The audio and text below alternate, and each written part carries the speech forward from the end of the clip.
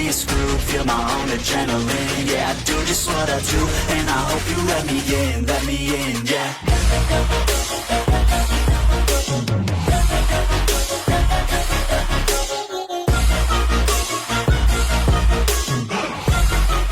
Hello and welcome back, fellow anime lovers, to Cypherfics. I am delighted to have you join us once again in the world of fanfiction and fantasy. This is the second part of, What If Issei, Rias meets Star Wars. Special note, this fanfic is written and a masterpiece of Bobby F397 on FANFICTIONnet. Do check and support the author too. Now smash the like, share and subscribe button for more. Also press the bell icon so that you never miss such great parts. Thanks for the introduction. Now let's dive into the world. Kaneko Tujo watched the transfer student leave before hopping down from the tree she'd been hiding in. She scanned the tree he'd been hiding under, and finding nothing, had assumed the person he was communicating with had used a communication spell. She racked her memory trying to discern if she'd ever heard the speaker before. Coming up empty, she resolved to let her king know that the transfer was in contact with someone outside the school. She shook herself as she thought about the speaker. The speaker was nothing but negative emotions. It had nearly made her emotional sensing abilities go into overdrive being that close to the figure, despite the fact it was merely his voice. She had no doubt it was a male speaker, despite the mechanical and synthesized nature of the voice. The deep tone also helped her figure that out. She shivered one more time as she thought about the constant mechanical breathing she could hear from the communication spell before heading back towards the school building to report her findings. Issei continued his path toward the school before hearing whispers coming from nearby. Suspicious of the noise, the apprentice went to investigate. His eyes narrowed when he came upon the source of the noise. "And what exactly do you think you two are doing?" Issei asked the pair of male students darkly, folding his arms like his MSTR, his face growing stormy. "Dude, shut the F up will ya? We're trying to enjoy the show," one of the boys, his head shaved, yelled at the apprentice before letting off a giggle. Issei then used the force to throw a stick at the building the pair were looking into. A muffled female voice asked what the noise was, and the pair looked horrified. Before they could even run, however, Issei struck. He used the force to freeze the pair in place before walking over to them and shoving both against the building's back wall. "Wadash?" the other boy, a brown-haired young man with glasses, asked as he found himself pinned against the wall. The one with the shaved head tried struggling against Hyodo's grip but to no avail, as Issei growled, "You aren't going anywhere." "Who are you?" a female voice asked from behind Issei, causing him to look back for a second. "New transfer. Name's Issei Hyodo." Caught these two acting suspiciously near this part of the wall. A little help keeping them here would be appreciated. The pink-haired girl he'd been speaking to nodded. "Tansho, IWA, hold the perverted duo down while I talk with the transfer student." Two girls came forward, dressed in Kendo robes, and holding bamboo swords in their off hands. Issei nodded in thanks as he fully turned to the pink-haired girl and the rest of the women who had been in the building. The girl was shorter than he expected. "I'm Keitei Soshima, captain of the girls' Kendo club," the pink-haired girl began before gesturing to a taller, severe-faced girl with brown hair in a twin-tail style and holding another bamboo sword, "and this is Murayama Kofu, my vice-captain. Care to tell me why you were walking over here?" "Of course. I was familiarizing myself with the campus. I only just got here today. I was walking back to the main part of campus when I heard these two giggling like kids who stole from a cookie jar. I walked over and found them bent over down there. It seemed like they were looking at something through there, and I'm assuming it was all of you." "Yes, this is our changing room. Gonna need proof that you did what you said you did though," Murayama pointed out dryly, to which Issei couldn't help but agree.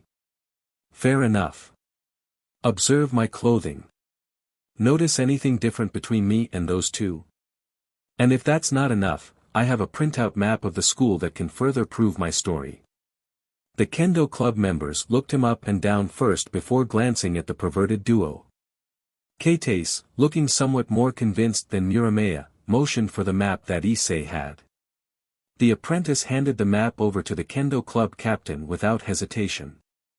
Keitase scanned it quickly before nodding and handing the map back. Your story checks out. Thanks for catching these two. They've been the bane of our existence for the past few weeks. You can run along now while we deliver divine punishment upon them. Issei quirked an eyebrow as he stepped aside, letting the women unleash their justified fury on the two perverts. Seriously, who in their right mind peeps on women with access to bamboo swords? Issei knew from experience how much they stung when he and Vader sparred. With a small smirk and a shake of his head, he walked away as the women began their assault. After catching the two perverts, the rest of Hyodo's first day went by quickly. As he left the school, he was watched by both Akino and Tsubaki from the second floor. They easily picked him out of the crowd due to his hood. The two queens were unsure what to make of the young man, not expecting him to do anything regarding the infamous perverted duo of Matsuda and Motohama. They'd heard the gossip about his encounter with the two outside the GKC changing hall and now they were unsure what to believe. From the report Kaneko had given earlier, it was clear that he wasn't alone. Another person was aware of the supernatural, and that could only lead to problems. That meant they needed to deal with him before he made another report to his MSTR. The problem was there wasn't a need to kill him or his boss.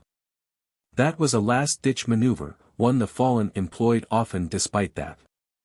However, judging from the rumors, he was able to keep both pinned to the changing hall's wall long enough for the GKC to come outside. That had to mean he wasn't simply human. Comparing Issei to Matsuda, one would think Matsuda would be able to beat the hell out of the transfer student. That hadn't been the case, otherwise, the perverted duo would have escaped their punishment as they usually did. There was some kind of supernatural aspect about him. They just didn't know what it was. This then made the kings of both peerages double down on finding out just who Issei Hyodo was. Kiba had talked with the GKC girls after one of their sessions to find out what they knew while some of the pawns from Citri's peerage kept an eye on the transfer from afar. Ugh, I just don't get it. How could he have gotten in here without us getting a hint as to what he is? Akino grumbled quietly to her fellow queen as Hyodo made it out the front door. Tsubaki thought quietly for a moment before speaking up. Maybe we're coming at this from the wrong angle. Maybe he isn't a different race but a sacred gear user. Wouldn't we have detected an activation though? Not if it happened 8 years ago. It's possible that slipped under the radar too, just like the home invasion itself. Bastards. Agreed. To invade one's home, well, I don't need to explain it. Not to you. No, you don't. Is Kaneko going to keep watching him while he goes home? Indeed. We have more pressing matters tonight. A stray devil was spotted nearby. Do you think you can all handle it with your rook out for the night? I believe so. Stray devils are rather easy to deal with. You're not wrong. I'll see you tomorrow then, Akino.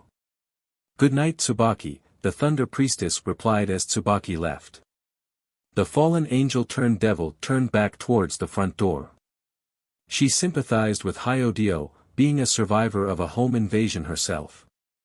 She was thankful, however, that someone had come to the rescue for him and his family, unlike her father. With a sigh, she turned away and walked to the Occult Research Club building. It seemed like tonight was going to be a long one. Near Kuo Town, Japan. VF 6612, originally ST 6612, stood guard within one of the abandoned office spaces of his, the other Imperials, and Vader's home. The building was in a lower-income district of Kuo Town, and he and his fellow troopers, both clone and human alike, were tasked with keeping the building free of any scum that dared to enter. He wasn't wearing his armor, as that was far too flashy for this job. Instead, he wore a ratty green jacket, ripped-up jeans, and combat boots. The clothes had been bought from a nearby store by the Imperials that held jobs outside their home and subsequently stressed to give off the squatter look. His E-11 lay on a nearby desk overgrown with vegetation. Beside it, a personal auto turret and a pair of flares lay discarded, as well as a set of electrobinocs. There were cigarette butts surrounding an ashtray, smoke still rising slightly from the most recent one VF-6612 had gone through. He never did like these assignments. They always put him on edge. VF-6612 had been a scout trooper from the 1st Legion, basically an offshoot of the 501st meant for humans. They usually got assigned to the same missions, seeing action from the Kaminoan uprising to Endor. He himself had only been recently added to the 1st, being a replacement for an older trooper who'd lost an arm and a leg at Hoth. Miraculously, depending on who one asked, VF-6612 had never fired his rifle. It always seemed as if he arrived too late or left too early when the action began. It irritated him to no end. He was an elite soldier, a scout trooper for Empire's sake. How in the nine hells was it possible that he had never managed to fire his weapon at the enemy in all that time? He at least did part of his job, being an excellent scout and spotter for fellow scout troopers. Still, the fact he had never once fired his rifle outside of a firing range annoyed him to no end. VF-6612 huffed before grabbing the electrobinocs and watching the road for Vader's apprentice. The boy usually arrived here on a bike and came down the middle of the street. Not all that smart from a tactical standpoint, but that was neither here nor there on this world. Countries like Japan, England, France, etc. didn't have to worry about street firefights like so many of the scout troopers' comrades had back in the home galaxy. As if by magic, as soon as the scout trooper put the electrobinocs to his eyes, he spotted the apprentice approaching. Command, this is VF-6612 at post number 1138. The Hyodio boy is on his way in, over, the scout trooper said into a comlink he'd pulled from his pocket. A gruff voice with an Onderonian accent answered back. Understood. Lord Vader has extra orders for you, VF-6612, over. Send it, over. Lord Vader believes the boy is being followed. Force business. Scan the area around the boy and see if you can spot anything, over. Rog, wait 1, over, the scout trooper replied as he began studying the other buildings for any signs of subtle pursuit. At first glance, VF-6612 saw nothing. The street was quiet aside from the boy's bicycle. He saw no lights or movement to indicate anything was amiss. Shrugging, the scout trooper keyed his comm again. That is a negative for any signs of pursuit, over. Understood. Opening the door for the kid now. Resume Overwatch, over. Great, VF-6612 thought as he replied, Wilco, out. As the Hyodio boy entered their home, VF-6612 thought he saw something. It was a flash of white near one of the buildings leading into Kuo town proper. A figure appeared with what looked like a chocolate bar, watching the Hyodio boy enter the building. The scout trooper froze before he reached for his comlink, accidentally looking directly into the figure's eyes. He realized it was a small young girl with white hair. As he watched, he saw her stiffen and her face go pale despite the green coloration of the electrobinocs vision. Just as his hand went to activate the comlink, the girl's eyes flashed red, erasing the scout trooper's memory of ever seeing her. VF-6612 blinked as he looked at empty space. He had no idea why he's studying that part of his watch section so closely. Shrugging again, he powered off the electrobinocs and went back to keeping an eye out for any trespassers, none the wiser that he'd had his mind wiped by a devil. Vader sat alone, meditating, when he felt his apprentice approach. The former Sith opened his eyes and stood up before lowering the ship's ramp. Young Hyodio bowed his head in greeting to his MSTR before coming inside the ship. I believe the beings from Kuo are on to me, MSTR. Somehow they know I've been sent to watch them. They had their subordinates watching me for most of the day after I met with the student council president and vice president. Vader nodded as he raised the ramp before motioning for Hyodo to sit with him. Indeed. You would not be followed by one of them had they not known this to be the case. What I find intriguing, however, is that despite all the chances to kill you on your way back here, they never took it. There must be more at play than I originally thought. I was followed. Should we start moving everyone to one of the backup locations? No. I believe your follower was mainly looking for where I was. I felt her searching for signs of life using something similar to the sensing abilities that the Force gifts us. So she most likely knows how many of us there are. Issei asked, not even questioning how Vader knew the gender of his follower. If he had to guess, though, it was the subtle difference between male and female presences in the Force. Issei wasn't quite there with his sensing abilities yet. Vader, on the other hand, had years of experience with it. Not quite. It seems the moment she sensed my presence, she panicked and ran. I felt her fear just before her panic. Something about my presence in the Force frightened her. Could it be due to your past? No, Vader said emphatically, his voice gaining a slight edge. Vader had told the boy the basics of his past but refused to delve deeper into said past. He would not tell his apprentice just how much of a monster he'd been, hoping to keep the boy from possibly wanting to follow in the footsteps of the man Vader had been during the Emperor's original reign. He couldn't fault the boy's curiousness, though. He'd been like that as well when he was Hyodo's age, and given time, when Issei was perhaps older and much wiser, the former Sith would fully tell his story. Then maybe it's the emotions that surround you. Issei pondered, a hand to his chin. Perhaps, but let us put that aside for now. It is time to practice your meditations. Yes, Mstr. Any particular focus today? Vader glanced at Hyodo for only a moment before answering, closing his eyes under his helmet. No. The stray devil was dealt with quickly before Kaneko appeared, fear etched into her paler-than-normal features. Rias saw the fear. And recognized it quickly. It was Kaneko's fear of her heritage, but why was it affecting her now? President, I have followed the Hyodo boy as you asked. I found where his Mstr lives I think, but other than that I can't tell you anything else. The emotions that I felt from there. I just couldn't stay, Kaneko explained quickly as she approached her king. Rias hugged her Nikomata Rook close as she glanced at Kiba and Akino. The two were shocked, to say the least. For one singular person to have that amount of negative emotion surrounding them, it was unthinkable. What could have possibly happened to the person in question?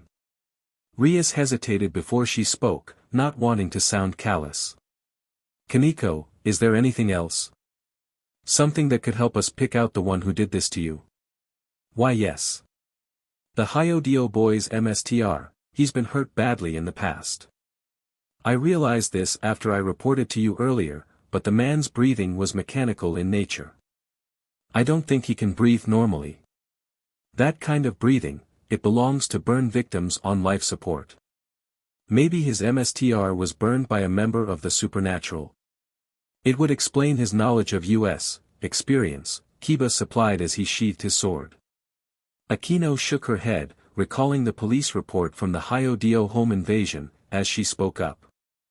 That doesn't explain who saved Hyodo from the Fallen all those years ago, unless Unless his Mstr and the one who saved Hyodo are one and the same. Rias finished as she raised an eyebrow and let go of Kaneko. The Gremory Rook seemed a little better, but Rias was sure she'd need to do more to help the girl. Kiba looked down in thought, his next words raising more questions. That seems to make the most sense. I still don't get how a burn victim on life support would be able to kill 4 men and a fallen one without being further hurt himself.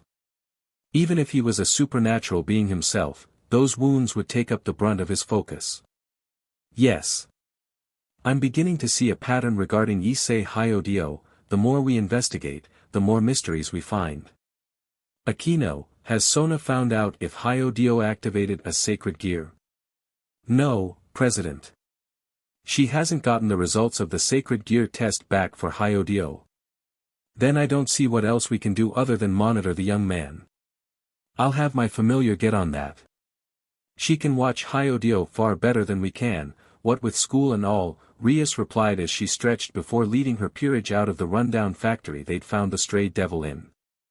Day 2 of Issei's mission. As Issei walked toward Koho Academy, he felt a familiar presence ahead of himself. His eyes narrowed slightly as after a few steps a girl in his old school's uniform stood in front of him, feigned nervousness in her body language. He'd never seen the girl before him once at his old school. Judging from the girl's presence in the force, he knew why that was the case. The girl was a Grigori, though her disguise, which he would grudgingly admit would have fooled anyone who couldn't sense the difference between normal humans and the other beings, was flawless. He raised an eyebrow as the girl approached him. Why, you're Issei Hyodio, right? My name is Yuma Amano. I used to see you outside of class a lot and, will you please go out with me, the girl, Yuma, said as convincingly as she could. Have to admit, she's good at this, he thought as he said aloud, isn't this a little sudden? I barely know you. Perhaps we could get to know each other first. That's fair.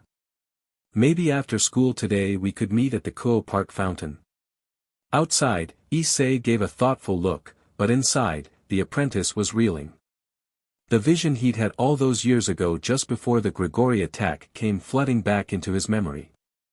He considered, for a moment, using the force to kill his would-be assassin right here and now.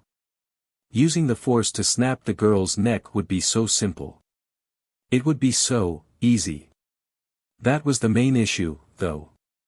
Killing the girl without a second thought was a dangerous path to take. It was highly likely that killing her like that would start his descent down the path of the dark side, and he was not willing to follow that path. Vader had explicitly told him the dangers of it by citing himself as a reference. Before school ended, he would need to consult with his MSTR and come up with a plan to deal with her. Issei let a smile appear on his face as he answered the girl. That sounds great, Yuma.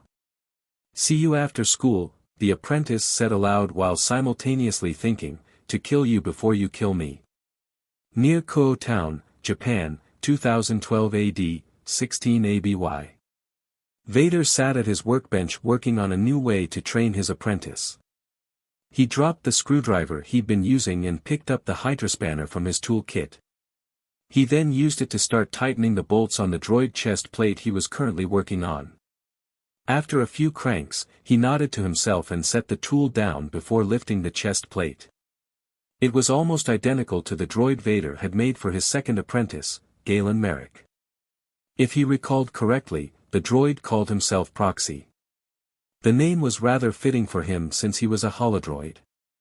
This one would not be a holodroid, though, as the former Sith didn't have access to that kind of tech anymore. It was already highly prototypical when he first built Proxy all those years ago. No, this one would be similar to the ones created on Kamino, meant for the clone of Merrick Vader had paid for. The project was terminated when it was revealed to Vader that Jedi cloning was even more imperfect than he realized. He would only get what he paid for after 10 years. 10 years too late for Vader. In one of his benign moments as a Sith, he'd incinerated the still-growing clones before having the staff transferred to the creation of other clones. After all, the bounty hunter he'd hired to steal memory flashes and DNA from Boba Fett had just arrived with her final shipment. It was a simple matter of dealing with the bounty hunter he'd hired. He didn't want his little betrayal getting back to one of his best assets outside the Empire after all. He'd used a mind trick to convince the bounty hunter that her payment was waiting for her on a moon in the Geonosis system. Back then, the first Death Star was being created and any ships that just so happened upon it were subsequently destroyed by the fleet stationed around it. It would be another week or two before the Death Star would be sent into the Saswena sector. Vader never heard from that particular bounty hunter again after he sent her there. Seeing no imperfections in the chest plate's exterior, Vader checked the inner parts of it. There were a few loose wires here and there, but the cortosis weave surrounding the droid's core was still secure. This was to prevent Issei from accidentally destroying the droid in a sparring session. That was one of the main purposes of the droid, after all. It would act as proxy had for Galen, utilizing the styles and mimicking the force abilities of Sith and Jedi alike to train his newest apprentice. At least, the telekinetic portions of the force.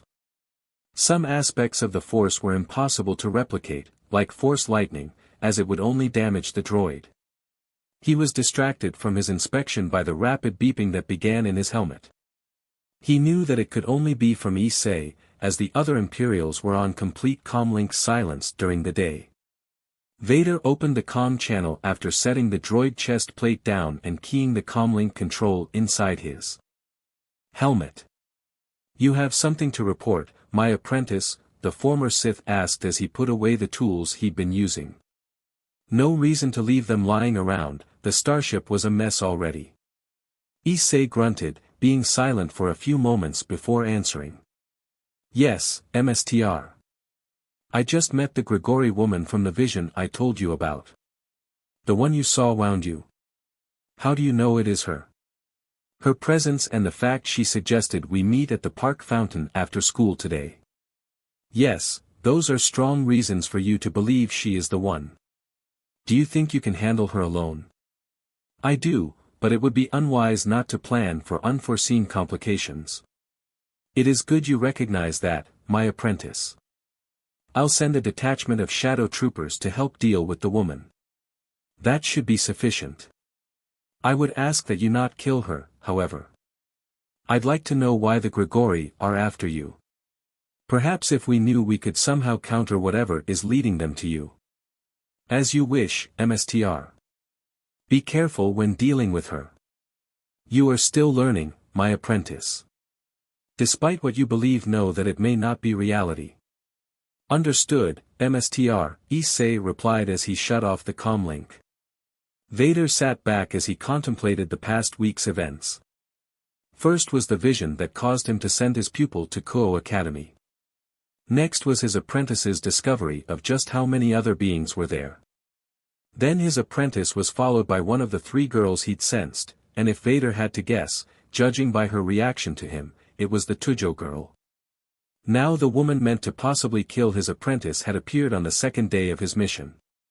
Something told him the Force had more of a hand in recent events than usual. Vader set those thoughts aside as he contacted Piet, Admiral Piet. "Yes, milord," the Axelan native answered immediately. "Have the commander of the Shadow Troopers meet me in my quarters. I have a mission for him." "At once, milord." Vader nodded once as he killed the comm channel. A squadron of Shadow Troopers should be more than sufficient to help his apprentice deal with the woman. The only issue now was how to extract her. They couldn't use the landing craft, it would reveal them before they were ready. Speeders are a no-go either because they didn't have enough. A car could work, though. Some kind of large van that would easily conceal them from anyone looking. That would do the trick easily. A gentle knocking on the ship's door and a quick check through the Force let Vader know the Shadow Trooper commander was outside. The former Sith left the ramp down so there would be less of a wait time between operation planning and meetings. He waved his hand at the door controls, opening the door with a soft whoosh. The man on the other side entered as soon as the door was up. The man, Commander VF 7188/19, had originally been a member of the 1st Legion before the 501st and the 1st merged into just the 501st Legion.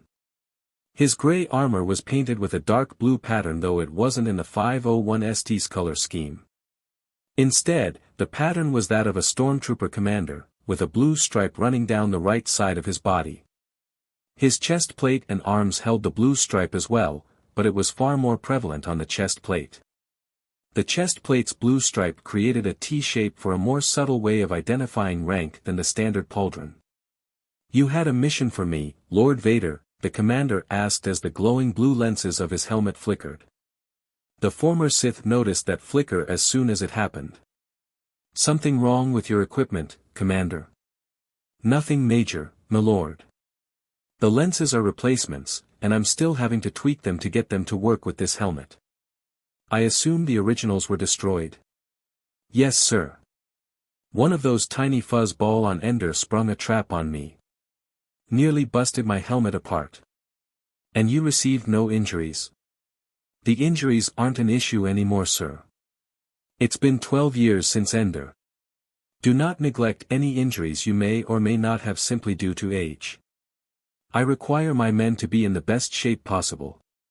You are no good to me if you aren't at your best. Once the mission is done, see the medical officer, understood? Yes, milord.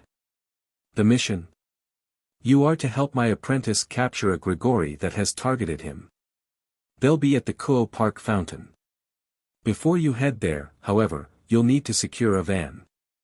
It'll make transportation of the Grigori easier, and it should conceal you and your men sufficiently enough. I want the Grigori watched at all times as you make your way back here. If you are spotted, stun the witnesses. I will not have civilian deaths on our hands, Commander. The stunning might be a tall order, milord, but we'll do our damnedest. I expect you'll have no trouble. You have 1 hour to prepare yourself and your men, Commander. Yes, milord. You may go, Vader said as he used the Force to open the door once more. Commander VF 7188-19 saluted and turned to leave, smacking the side of his helmet as he left. That was starting to worry the former Sith. His men were as important as Hyodo was. If their equipment was in poor condition when Palpatine finally returned. Vader scowled underneath his helmet at the thought. He would personally ensure his men were ready for Palpatine. His mechanical skill would be enough to secure that level of readiness. Plus, it had the added bonus of keeping him busy. Vader hadn't realized how much he enjoyed Hyodo's company. He could almost consider his apprentice a friend, just as he now did Piet. The training sessions he had with the boy also helped him relive happier times in his past. Happiness was a very fleeting thing in Vader's life. Then again, it was his own fault that was the case, wasn't it? Questioning his role in the Force seemed to get more and more common as time went by. All he'd wanted was to keep Padme from dying all those years ago, and all that had accomplished was her death and his second tenure as a SLV. One could say he was manipulated by Palpatine. The man had been a MSTR at manipulation. Vader would argue that didn't absolve him of his sins as a Sith. After all, he'd been the one to march into the Jedi Temple and slaughter everyone inside to the best of his ability. He'd personally killed whomever he wanted when he was angered as the Emperor's SLV. Vader pushed those thoughts down as he sat at the workbench once more and went back to inspecting the droid chest plate. It wasn't the first time those thoughts made themselves known, and it certainly wouldn't be the last time. Kuo Academy, Japan. A fallen one. Are you sure? Sona asked her childhood friend as they played chess. Rias moved a knight forward and took out Sona's first bishop. The infuriating thing about the game was that Rias wasn't even focused and she was still winning. Yes. Kiba spotted the two conversing on the way into school. The crimson-haired Ruin princess replied with a troubled grimace. Very brazen for a fallen to come so close to us. The Citri heiress murmured, rubbing her chin as a way to help her think. Indeed. They usually keep to the church, but for one to come so close to us. Maybe the fact that it's the Hyodo boy is what's causing them to act out like this. They already tried killing him practically a decade ago. I suppose they still want him dead. I'm still unsure as to why though. The sacred gear test came back negative. And he isn't another race. Not a yokai or vampire or something. For all intents and purposes, Issei Hyodo is human. You don't suppose Azazel came up with a way to detect inactive sacred gears, do you? We know researching sacred gears is one of his goals. Maybe he created something to detect ones that were inactive so he could find them before any of the other factions did. That doesn't explain why the Fallen are trying to kill him. Azazel's followers would never do something that's stupid when it comes to sacred gears he wants to study. Then maybe it's not Azazel that's after him. Maybe it's one of the other fallen leaders. I could see that, but they'd have to work with Azazel if they wanted to find sacred gear users. The more we look into Hyodo, the more questions we have. Despite that, we can't let him fall into the hands of the fallen, even if they aren't going to kill him this time. Whatever makes him a threat to them might be an asset to us if the war ever starts again. Or for dealing with a certain arrogant, perverted, sexist fiancé of yours. Sona replied with a smirk, knowing that Rias was always trying to find a way out of that forced arrangement. She didn't blame her at all for that. Riser Phoenix was a BSTRD, and that was putting it mildly. The way he treated his own peerage was appalling to her and Rias both, not to mention his beliefs in devil eugenics. That wasn't even to mention the afterthought of allowing Rias to break the engagement through an almost impossible rating game. If Sona didn't know any better, oh who was she kidding, she knew that Riser had suggested it as a way to further destroy her friend's hope. The Citri heiress was ready and willing to lend her friend members of her own peerage, threats from the Phoenix be damned. Ordinarily, she'd let her older sister tear the Phoenix apart, but that could start another devil civil war, which was something no one wanted. So, she made sure to have her own family and friends of her family start putting subtle pressure on the Phoenix, refusing to buy anything from them. Nothing hurt worse for them than losing money. While her family and family friends boycotted the Phoenix, she'd already made an agreement that when the time for the game came, Rias would borrow a good chunk of the pawns Sona had as well as her bishops, rooks, and her other knight. She'd go herself, but that wasn't allowed. It was meant to be one peerage against one peerage after all. Rias gave a small smile and a shrug, conceding that her machinations were so clearly seen by her friend. You caught me. If I can convince Hyodo to join my peerage, that lessens the pressure on you, and I may get something that helps me win the game. If he can be convinced, that is. I doubt he would trust us if we revealed ourselves to him after all. We're not exactly painted in a positive light throughout media and history. I'm sure I can bring him over. I just need to figure out a way how, perhaps appealing to his sense of honor that he seems to have. I doubt he'd be pleased with arranged marriages, especially mine. There's also his reaction to the perverted duo. Why they haven't been expelled yet is beyond me. They sexually assault every girl they see at this school. Those two might start changing their tune after what happened yesterday, provided they receive repeat lessons. Being honest with oneself is a good thing, but not to the extent that you become an animal. Anyway, do you want to hear what I've come up with students regarding their supernatural lineage or sacred gears? Might as well. Anything major? Our newest student council member, Saji Genshuru, has a dragon-type sacred gear. We aren't entirely certain what it is. Do you want him for your peerage? No, you're welcome to him. Murayama Kofu of the girls' Kendo club has traces of Wyojutsu powers in her. We believe it's linked to a possible yokai ancestor of hers. Another pair of students, a brother and sister, we know for sure have a supernatural background are Mirai Shoda and Satsu Shoda. We believe their ancestors were Shinto priests, as they have traces of spiritual powers.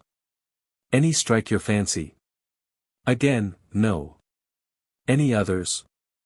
We're still combing through them all. We believe there are 6 other students, but again, it's a slow process. You don't have to tell me twice.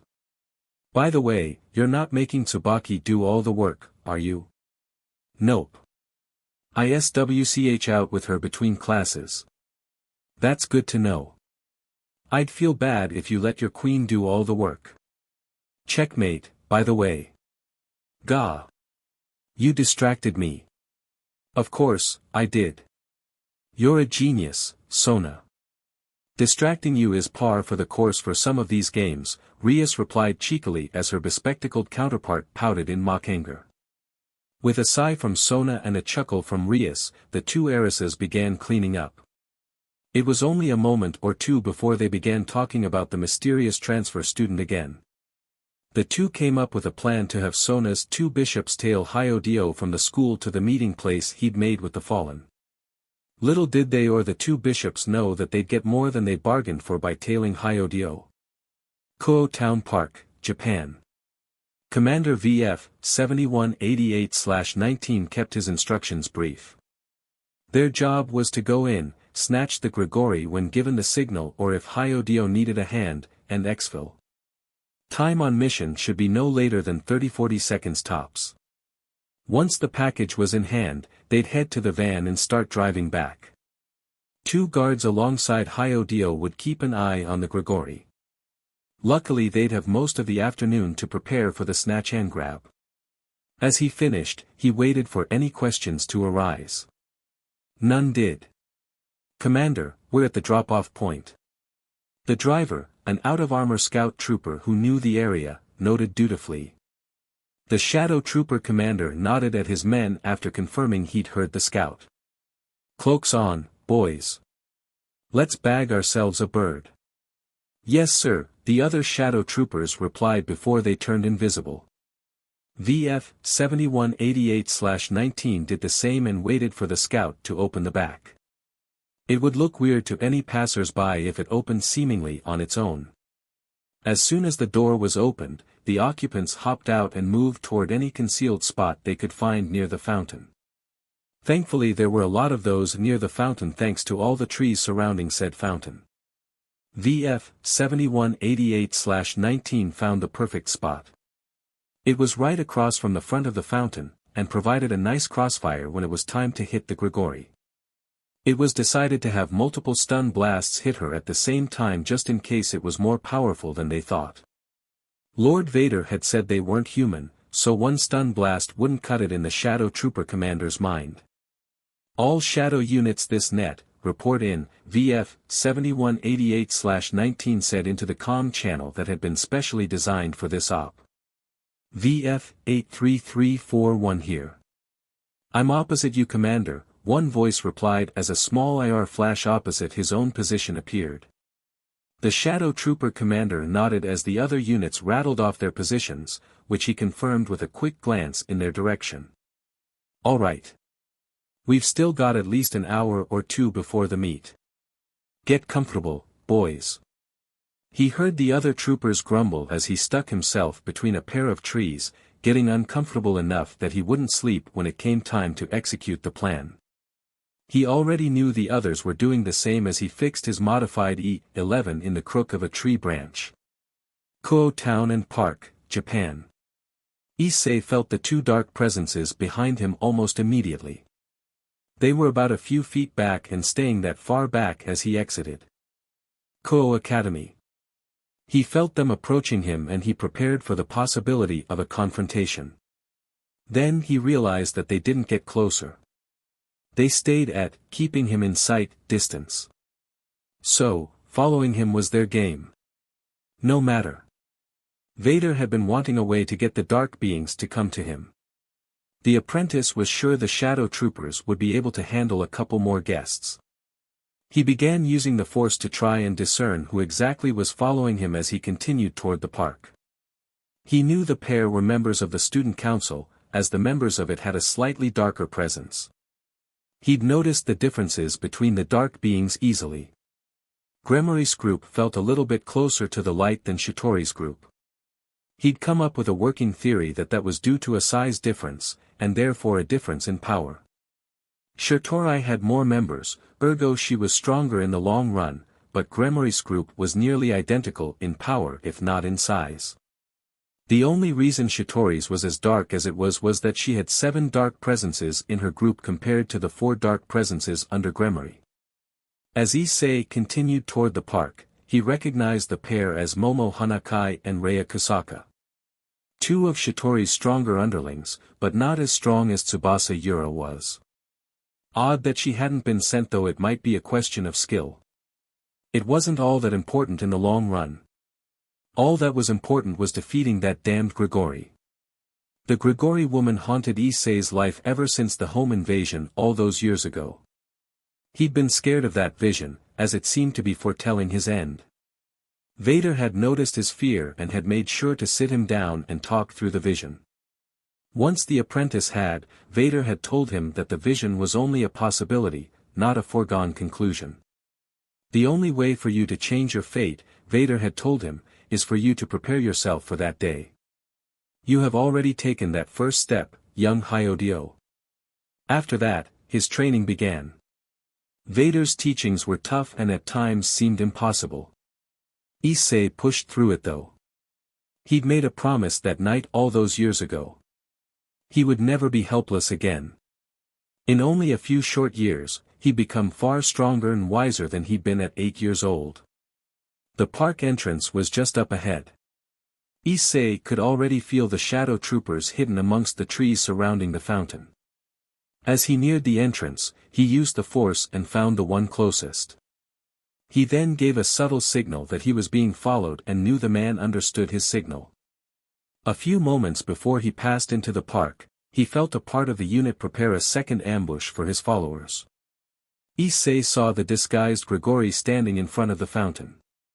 Her sense was like it was in the vision, and he felt the other two presences disappear for a moment before they reappeared somewhere close to two of the shadow troopers.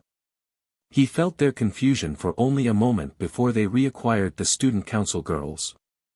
The apprentice let out a small sigh as he came to a stop 20 feet away from the Grigori. So how do we want to do this? Issei asked as he rubbed the back of his neck in preparation for the inevitable duel. The girls smirked evilly as the surroundings seemed to grow darker. Honestly, I planned on showing you a good time before killing you, but you saw through me somehow. No feathers off my wings though. This actually saves me some time. As soon as she finished speaking, her appearance began to change. She aged right before his eyes, going from 16 years old to perhaps 20 years old in a matter of milliseconds.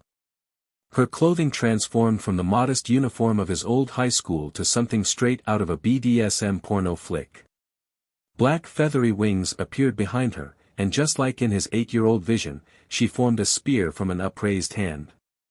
With a savage grin that showed that her teeth had turned into fangs, she lunged toward him. Moments before she reached him, he called his lightsaber to his hand, ignited it, and blocked the strike. Sparks flew from the interlocked weapons, and he could see the confused rage in her eyes. He used his free hand to push her backward and allowed himself room to properly grip his blade. "How did you do that?" the Grigori snarled, her glowing red spear crackling alongside her outrage. Issei shifted slightly as he brought his blade in front of him at an angle, his pose reminiscent of an ancient samurai warrior. "That shouldn't be your concern here. Your concern should be on what you want to try next. You'll regret those words, you arrogant little brat," she snarled as she summoned another spear in her offhand before coming at the apprentice again. He narrowed his eyes before allowing the force to guide his movements. Her second charge missed him for a moment before she turned and swung her spear tip first at his face. He dodged that strike like he had in the vision only to get his arm sliced open by the other spear. The apprentice hissed in pain as he used another force push to create distance and knocked her second spear away. That did not matter as the smirk on her face already told him she'd regained her confidence. That was not something she could be allowed to keep. As she stopped herself with her wings, Issei hurled his lightsaber at her torso. The saber flew through the air like a frisbee and the Grigori tried to dodge. She didn't dodge quickly enough, however.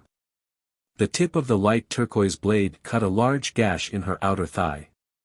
She gave a pained yelp before snarling through the pain. "A lucky hit, Hyodio. Maybe, but it got you in the right position. Now." Instantly 4 shadow troopers burst out of the trees and opened fire with their stun blasts. The Grigori didn't have time to dodge as all 4 blasts hit her simultaneously. Her wings failed her, and she fell to the ground, barely conscious. She blearily looked up at Hyodio before a shadow trooper swiftly kicked her face in, knocking her out. A shadow trooper wearing a black pauldron came forward then, an open pair of binders in hand. He maneuvered the Grigori's hands into them before shutting the binders closed. "Not sure how much help these'll be, but I figure I probably should put them on her anyway." Issei nodded once as a car came around the park's entrance. Thankfully the park wasn't busy at this time of day, so the apprentice and his shadow trooper detachment didn't have to worry about any witnesses. A trooper grabbed the woman and hauled her into the van as the driver watched for anyone who might stumble upon them. Once safely inside, another trooper followed the first to help guard their new prisoner. As soon as that was accomplished, Issei casually glanced at where one of the dark presences was hiding. He gave a wink at them to throw them off balance for the soon-to-happen ambush. Rei Kusaka cursed as Hyodio stared right into her eyes. She and Momo had been sure to hide far enough out of sight so they wouldn't get caught and managed to see everything from their respective hiding places. They didn't know what to expect and the transfer student confronted the fallen angel at first. They suspected the fallen was going to skewer him and fly away. They were wrong. In a flurry of motion, Hyodio summoned something into his hand, and a brilliant light flashed as he unleashed a strange sword of light. The strange thing about the weapon was that they didn't feel any traces of light power coming from it. They were confused even further when the knot blade of light blocked the fallen spear of light. They then watched as the transfer student used some sort of telekinesis in his duel, pushing the fallen back. Their duel, however, was short. He somehow managed to keep up with the fallen and blocked most attacks. He did miss a feint from the fallen and was rewarded with a cut on his arm. After that attack, he retaliated by throwing his weapon at the fallen.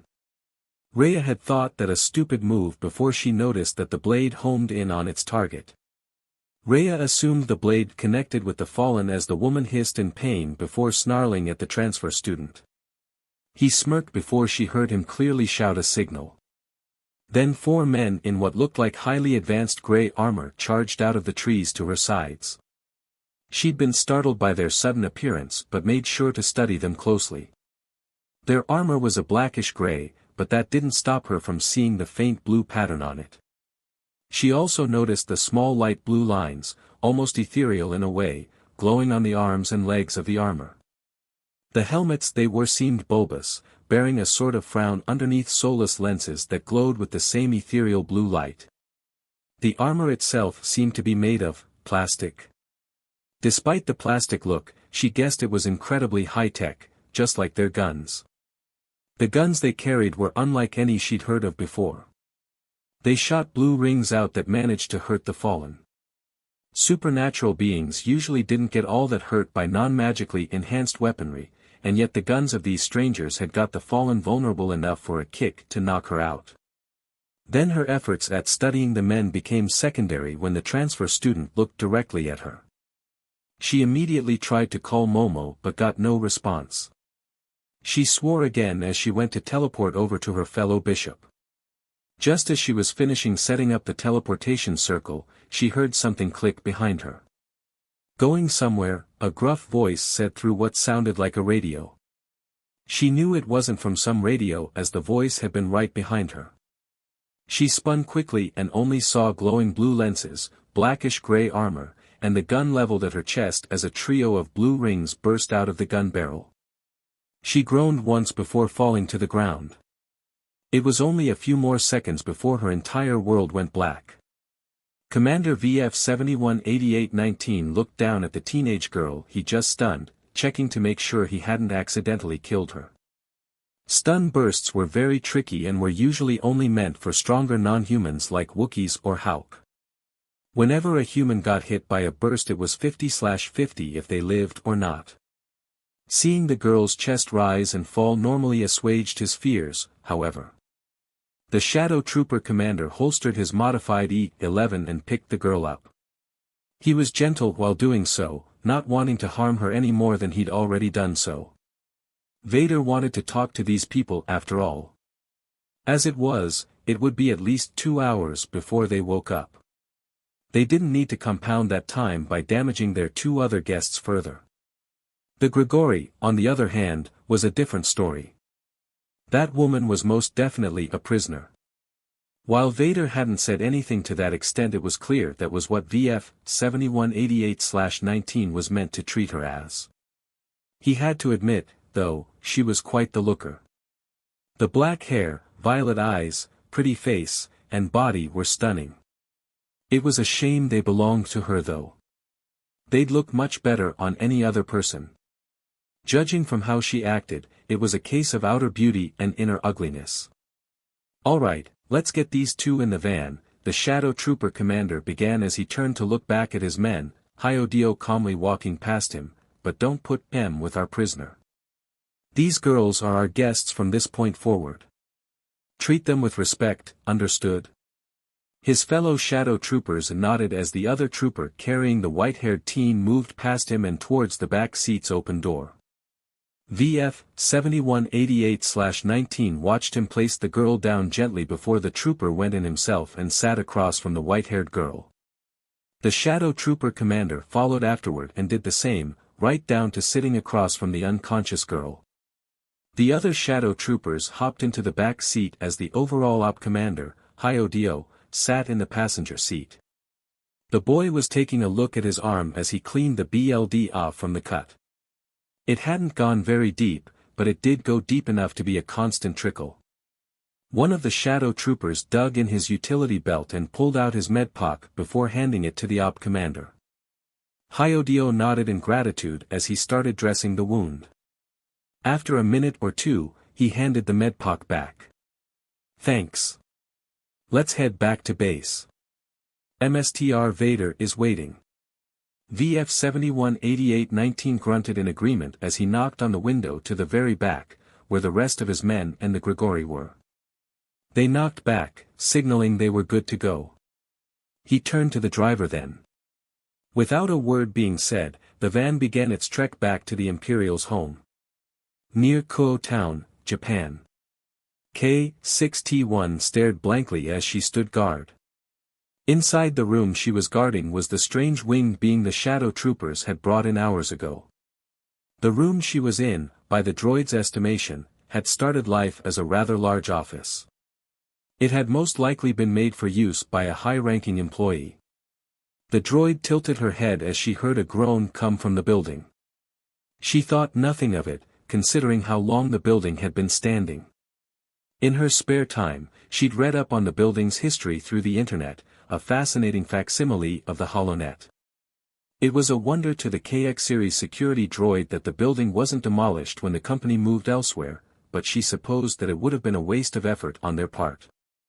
Why go through all the trouble of tearing something down when that money could be better spent elsewhere? The construction efforts on the building had ended 3 years before Lord Vader had sent the scouts down. The scouts found this place, and the rest was history. Another groan came, but this time it wasn't from the building. K6T1 eyes instantly snapped to the slowly waking winged being. Her memory bank designated the woman as Grigori, based on Lord Vader's description of a being similar to her that he defeated. The droid grabbed the electro-riot baton at her side and activated it as she approached the Grigori. "Greetings. I am K6T1, and you are a prisoner of Lord Vader. Please do not resist or you will be detained." Violently, the security droid said as her weapon crackled with electricity. The Grigori struggled to look up at K6T1, but when she did, she sneered. "Oh really? And how are you going to stop me, Golem?" "Golem? I am unfamiliar with that designation. I am an Arakid Industries KX Series Enforcer Droid, designation, as I just told you, K6T1. The Grigori gave K6T1 a better look and recoiled, most likely in shock. As far as the security droid knew, droids, or robots according to the people of Earth, were a thing of fiction. To see one standing above you was most likely quite surprising considering they weren't supposed to exist. The droid then noticed the Grigori raise her right hand. Going by the combat footage the Shadow Troopers had shared with her, she knew that the Grigori was going to try and escape. That would not do. The security droid immediately stabbed at the Grigori with her baton. The baton made contact with her arm, and she jerked and spasmed as the electricity ran through her. K6T1 was so focused on delivering as much electricity as to knock the Grigori out that she didn't see one of the woman's wings swngng toward her. The wing knocked the baton out of her hand and halted the voltage flow from the baton. That was not an issue for the security droid though. K6T1 grabbed the woman by the throat and the arm forming the spear and lifted her up. The woman struggled in the security droid's grip, managing to give the droid difficulty in holding the Grigori. The woman's other arm flew towards K6T1's head and managed to crumple it slightly, crushing the white photoreceptor in its socket. Your resistance to being subdued is noted, K6T1 said sarcastically as she increased her hold on the arm and neck of the Grigori. Fu. Vulgarity is also noted. Kopur. As soon as the security droid heard her MSTR, she straightened, Grigori still struggling in her grip. She fully turned her head to look at Lord Vader as he approached, his hands clasped behind his back. The woman's motions slowly ceased as she too saw the former Sith. Vader took one hand away from his back and pointed to the security droid authoritatively. That is enough, K6T1. Let her go. The droid complied immediately, the woman falling unceremoniously into a sitting position. She still didn't look away from Vader as the former Sith spoke again. I will be interrogating our prisoner. You, on the other hand, are to find your assigned technician and get your photoreceptor fixed. Dismissed. K6T1 saluted sharply before walking toward the door Vader had used to come in. She wobbled slightly, and used to only one functioning photoreceptor. She heard the door shut behind her as she continued to the designated maintenance area for her and her fellow KX series security droids. Vader glanced down at the Grigori as she continued to stare at him. Something was off about her look, however. After a moment or two, the Grigori smiled evilly. So we meet face to face at last, Lord Vader, she said cryptically, her eyes flashing for only a second. A second was all Vader needed to see. At that moment, the former Sith could only look down at the woman in shock. The eye flash showed a momentary glimpse of color. A color Vader hadn't seen in his own eyes for over 36 years, much of that time because his eyes were stuck behind his mask. The last time he'd seen his own eyes with that color, was the day he'd torn down the Republic and helped build the Empire. It was the day he'd turned on everyone and cast aside his life as a Jedi Knight. It was the day he slaughtered the CIS Council on Mustafar. It was the day he murdered his wife in a blind rage and fought the man he considered to be a brother. It was the day he became Darth Vader. The Grigori's eyes had, for just a second, changed to a fiery, red-rimmed yellow. They changed to the color of one who was deeply immersed in the dark side of the Force. That is impossible. Your presence is not that of a Force user, and yet you have the eyes of a Sith. You will tell me why, now. The Grigori's twisted smile never wavered as she began to stand up. You already know why, SLV boy. He has returned, and he will take this planet over, just as he did the galaxy.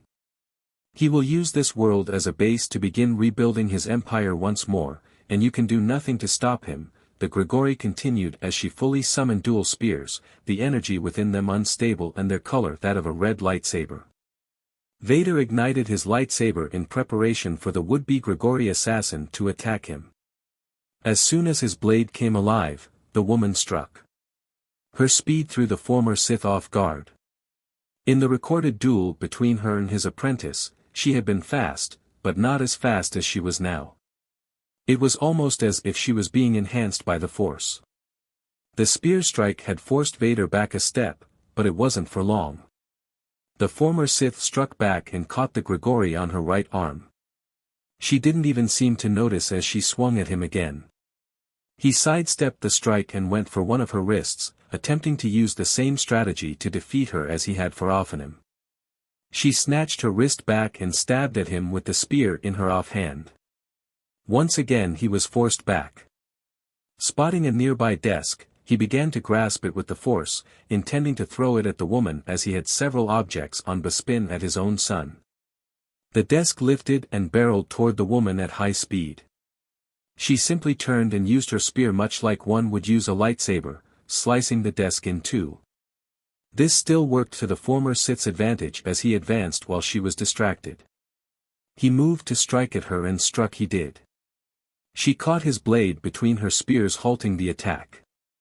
Sparks flew from the contact both weapons had with one another. Vader disengaged and stepped back, his lightsaber coming to rest in front of his body. He narrowed his eyes underneath his helmet. The Grigori woman wasn't fighting like she did against his apprentice. She was fighting like a Sith warrior, but there was something wrong about her movements. He could see hesitation in them. Acting on a hunch, he used the Force to enhance his eyes and looked at the Grigori. The Grigori was shrouded in darkness of one who had fully immersed themselves in the dark side, yet at the same time the shroud seemed to flicker and spit. It seemed as if one presence had forcibly taken the Grigori over. It wasn't a total takeover, however, as the Grigori's true self seemed to be trying to fight it. Vader didn't know what to make of this. He knew from the moment she'd finished speaking earlier that she was somehow linked to Palpatine. Kenobi's words to him all those years ago had come to the forefront of his mind before she struck, and with what he was seeing now, he had to wonder if his old MSTR had been right when he'd said Palpatine would be weaker. The woman before him was proof of that, or was she? If Palpatine was truly strong, why had he not tried to kill Vader and Issei himself, as he had when he attacked Maul and Savage Opress? Palpatine never sent proxies to deal with his own apprentices. If he had to resort to doing whatever he had done to the Grigori woman, then he must truly be weaker. Reconsidering your betrayal, SLV boy, the Grigori woman taunted, gesturing at him with a spear in a "come on" gesture. Vader gave a slight chuckle, a noise that seemed far out of place coming from someone like him, as he readjusted his hands on his blade. Far from it. If he sent you in his place, he must be too weak to do his own dirty work. The woman snarled as she came at him again. Vader blocked her strike easily and countered with a backhanded fist. The Grigori flew backward, losing a spear, before jumping up and rushing to attack him once more. Spear and lightsaber met once more and sparked from their contact. The two weapons were held there by the former Sith and the controlled woman, the sparks casting red light around the room and their faces. Her eyes flashed again, the fiery, red-rimmed yellow they'd become over the course of the fight changing to violet. The look in the depths of those eyes was one of pain and fear. The true Grigori woman's eyes disappeared after a moment and were once again replaced by the dark side puppets. Vader knew what he had to do. It was unfortunate, but it was far too late to save the Grigori. Palpatine's hold on the woman was too strong. Knocking the Grigori's spear away, he used the Force to slam her back into a wall. She was about to fly at him again when she grabbed at her throat. Vader lifted her up and pushed her back against the wall, his hold on her throat through the Force slowly tightening. I am sorry that I must do this. May the Force be kind to you as you leave this realm for the next, the former Sith said somberly while grimacing under his helmet. Do not kill her, Anakin Skywalker. Vader's hold on the Grigori's throat slackened as he heard the voice. The voice had sounded inside his own head, yet he knew it wasn't his own. The voice was genderless and had spoken with such calmness that Vader was compelled to listen. As he held the woman aloft, the office they'd been dueling in slowly changed. All details seemed to disappear, being replaced by a vast expanse of stars. A new being seemed to appear out of nowhere between the two. Within another moment, it began walking toward Vader, its footsteps leaving glowing prints despite the fact there was no floor. What are you? The former Sith asked in awe. He had a suspicion about the being, but he wasn't entirely sure he was right. You already know who I am. I am what surrounds all beings. I am what binds your universe together. I am what gives beings like you their power. I am the living Force. Then this woman will be an important ally in your fight against your former Sith MSTR. As you have guessed, she did not willingly join him. She was forced to do so. Your former MSTR has been busy these past 12 years. Or did you really think that the Fallen who attacked Hyodio all those years ago was a coincidence? Hyodio told me they worked for one called Kokabeel. Is he your MSTR reborn? No. He is yet another pawn, though he is a willing one. Palpatine's promise of power and constant war have enticed the arrogant fallen leader. And I suppose you won't tell me where my former MSTR is? No. You are not yet ready to face him. You still need to gather allies, such as those you've already seen. Very well. And what am I to do with the woman? The hold Palpatine has on her is strong. Yes, your former MSTR attached a part of his own power to the mind control he has over her. It is why her true self cannot win alone. I will instruct you how to break his hold over her. Very well. Teach me how to do this and I will do the same for Hyodio, Vader replied as he released his hold on the woman's neck. In what felt like days but was only moments in the real world, the former Sith learned how to use the light part of himself to destroy the dark in the woman. Vader struggled at first to focus the light within to destroy the dark in her. The living force, however, was there every step of the way, until it was time to put his training into action. I must leave you now, Anakin, but do as I have taught you and you will be able to save her. I return you to the moment I took you from the waking world. In a brilliant flash, the office space returned, the only sign of the living force ever being there being an overwhelming presence of the light side of the force. Vader glanced over at the still aloft woman. He came close to her, the darkness in her recoiling at his approach. She shrieked out words filled with malice at the former Sith as she struggled in his grip. Vader simply took it all in stride as he lowered her down to his level while keeping her pinned. I am one with the Force, and the Force is with me. I am one with the Force, and the Force is with me, the former Sith began, reaching a hand out towards the woman's face. I am one with the Force, and the Force is with me.